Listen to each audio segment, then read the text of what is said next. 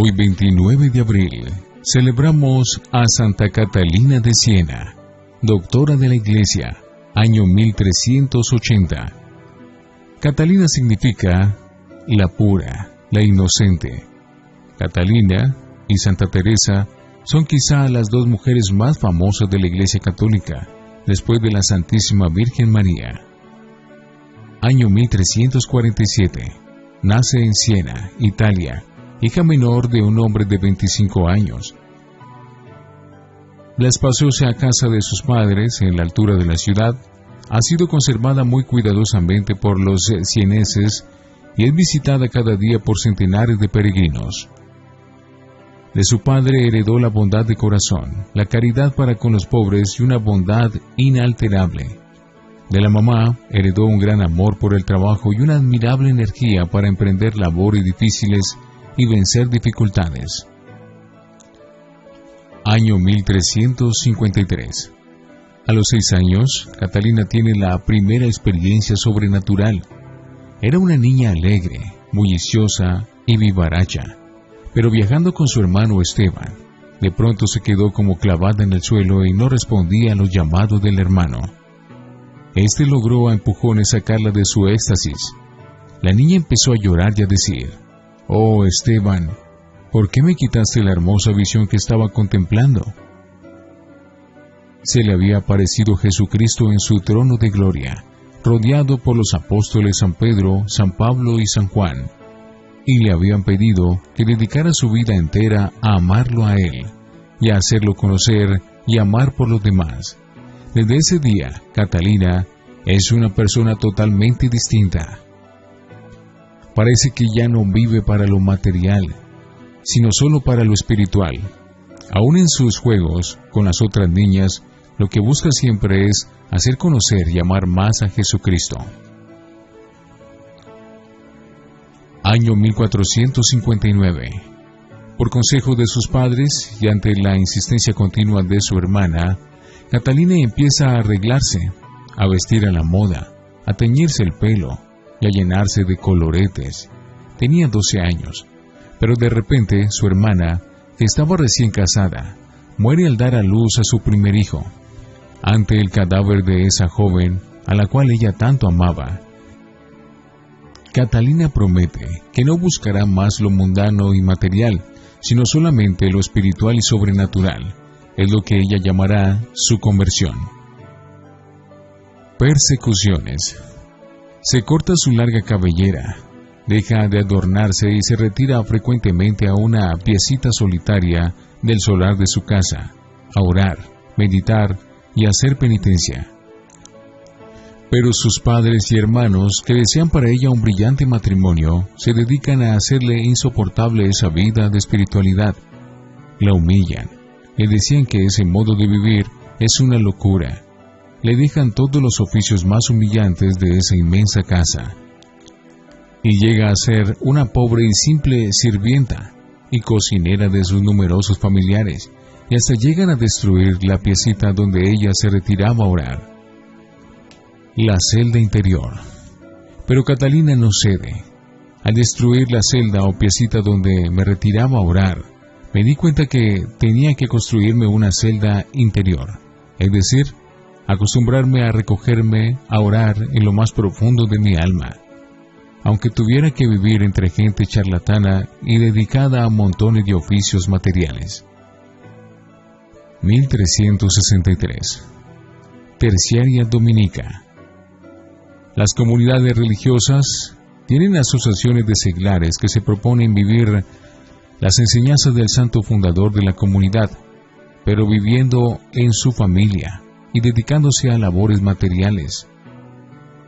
Esto es lo que se llama la tercera orden. Y así hay terciarios franciscanos, terciarios dominicos, etc.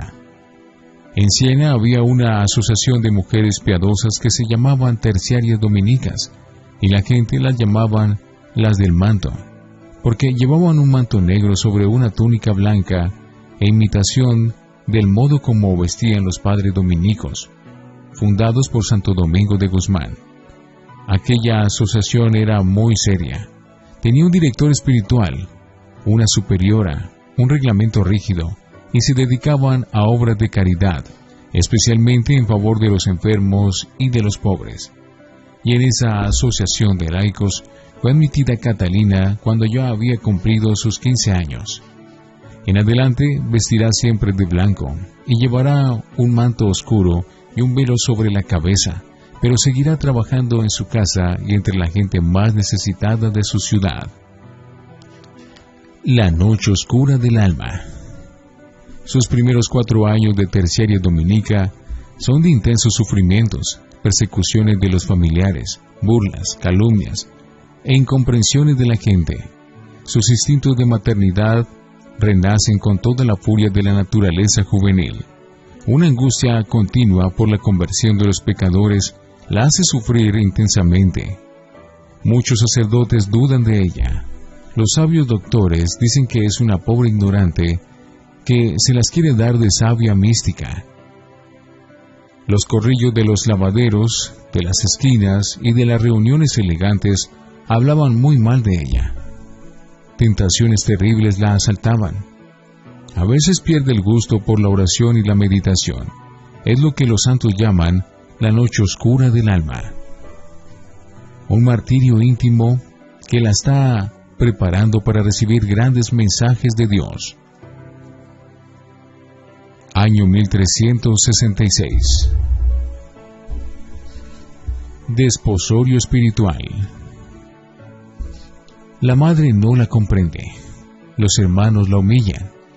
Pero el papá se da cuenta de que su hija necesita libertad espiritual para dedicarse a sus oraciones, meditaciones y buenas obras, y le concede permiso para seguir las inspiraciones que el cielo le está mandando y practicar la vida espiritual a la cual se siente llamada.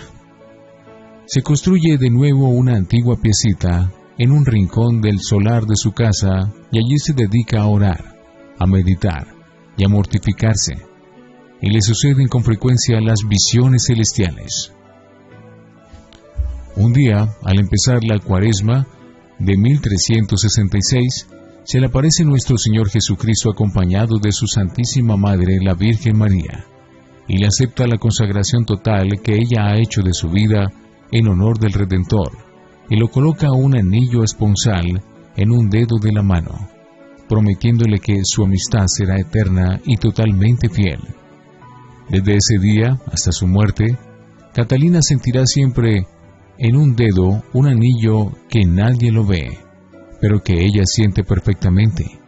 Jesucristo le ha pedido que se dedique a atender a los pobres, a tratar de convertir pecadores y a dar buenos consejos a los que lo necesitan.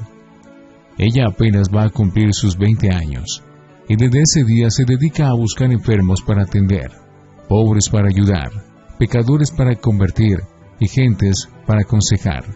Jesús le hizo una promesa admirable: cuida de mí y de mis intereses, que yo cuidaré de ti y de los tuyos.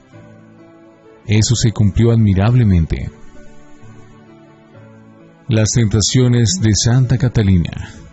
Uno de los tormentos que más hicieron sufrir a esta santa fueron las tentaciones contra la pureza. El demonio le presentaba las escenas más infames, y ella sentía un horror inmenso. Un día le dijo a nuestro Señor: «Oh Cristo, ¿a dónde te fuiste cuando me asaltaban esos pensamientos tan terriblemente impuros?» Y Jesús le respondió: «Yo no me fui lejos, yo estaba dentro de tu corazón, presenciando tus combates». Pero Señor, ¿cómo podías estar allí ante la presencia de tentaciones tan horrendas? Y Cristo le respondió: ¿qué sentías ante esas imaginaciones? ¿Gusto o asco? El acto más repugnante que imaginarse pueda. Pues ese asco te lo daba yo, le dijo Jesús. Ahora ya me has demostrado que sí me amas de verdad al rechazar tales tentaciones. Una analfabeta se convierte en doctora e instructora. Dios empezó a conceder a Catalina luces y sabiduría del todo especiales, y por la calle, pendiente que lleva a la casa de la humilde santa, empiezan a desfilar señoritas ricas, sacerdotes, obispos, senadores, estudiantes, doctores, obreros y muchas personas más que alegres van a consultar. ¿A quién?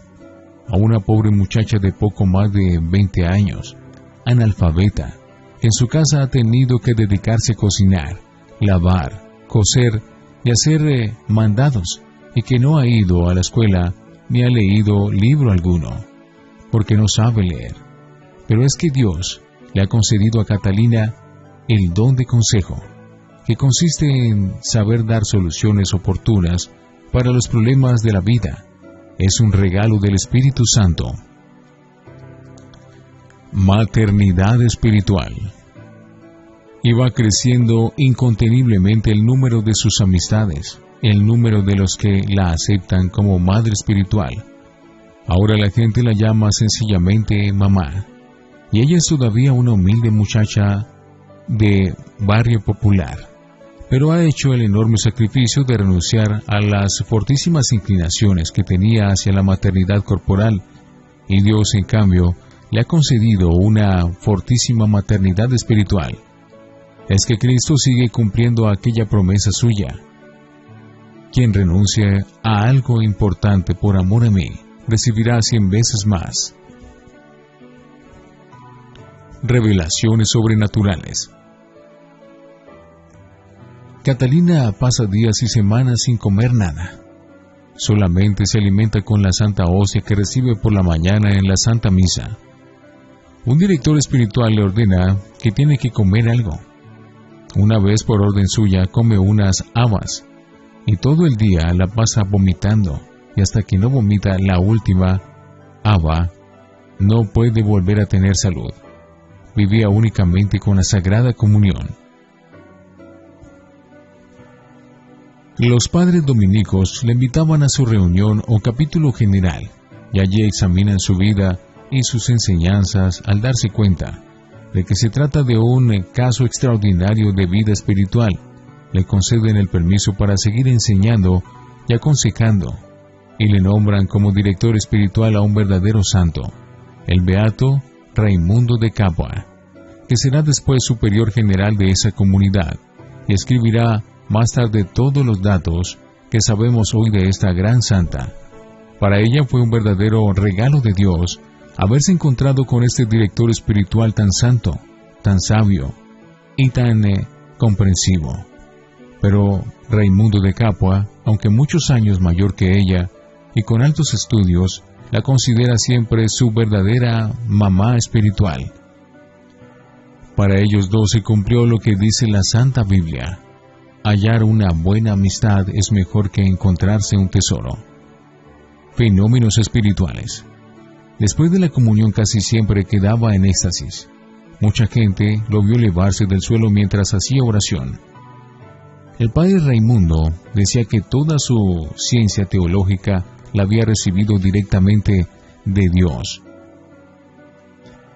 Muchos enfermos recibieron la curación al rezar Catalina por ellos. Las conversiones.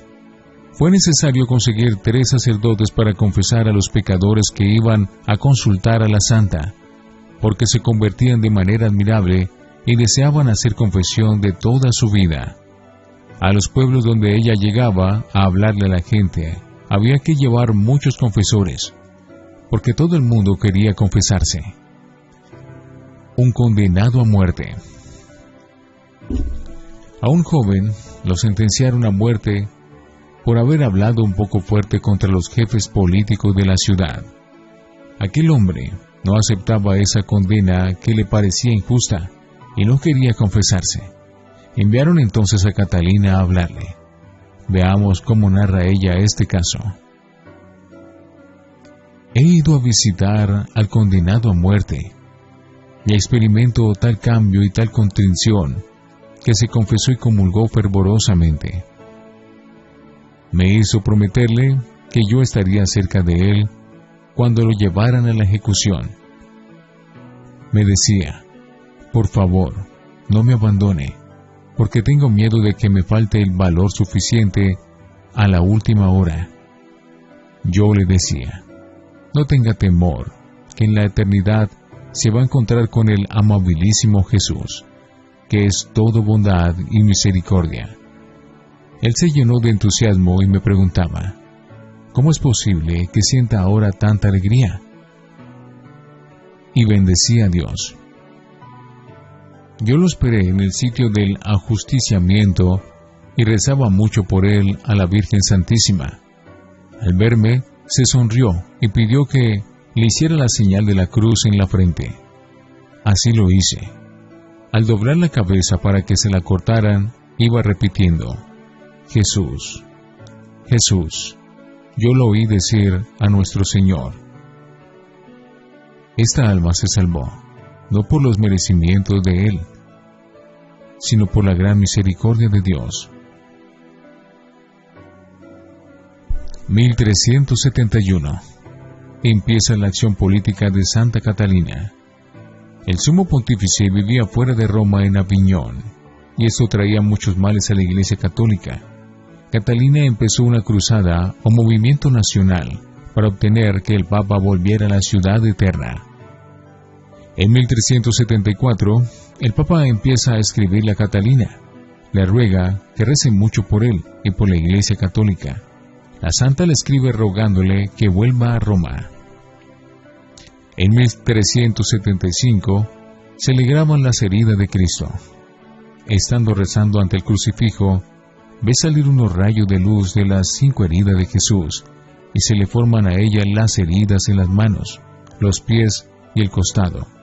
La gente no las ve, pero ella sí las siente al vivo. 1376. El Papa, por influencia de Catalina, vuelve a Roma. Esto alegra muchísimo a la cristiandad. El sumo pontífice Gregorio XI le pide que vaya ella también a Roma a colaborar con la tarea de enfervorizar a las gentes y obtener que haya paz.